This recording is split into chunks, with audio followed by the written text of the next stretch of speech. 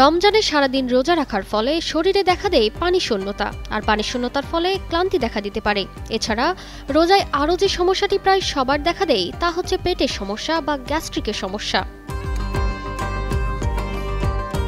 রমজানে দীর্ঘ সময় না খেয়ে থাকার কারণে অনেকেরই হজমজনিত সমস্যা হয়, বিশেষ করে গ্যাস, অ্যাসিডিটি, ডায়রিয়া বা কোষ্ঠকাঠিন্যের মতো সমস্যাগুলো দেখা দিতে পারে। এগুলো শরীরকে দুর্বল করে দিতে পারে এবং রোজা পালন কঠিন করে তুলতে পারে।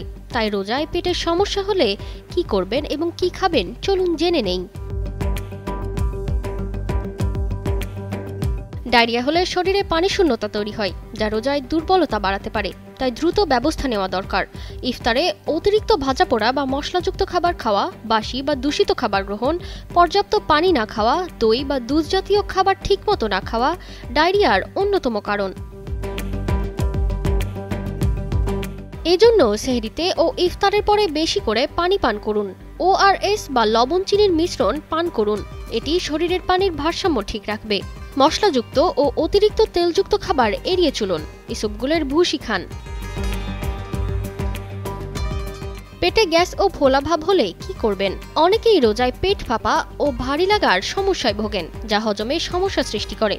ইফতারে কোল্ড ড্রিঙ্ক পান করা, খুব দ্রুত খাবার খাওয়া, ডাল বা বেশি মশলাযুক্ত খাবার খাওয়ার কারণে পেটে গ্যাস ও ফোলাভাব হতে পারে। সেহরিতে জিরা গুঁড়া বা আদা চা পান করুন, এটি গ্যাস কমাতে সাহায্য করে। ইফতারে চিনিযুক্ত পানীয় এড়িয়ে চলুন ও লেবু পানি পান করুন। ইফতারে বেশি পরিমাণে প্রোটিন ও আঁশযুক্ত খাবার খান। তারতিবা ফারুহি, কালের কণ্ঠ।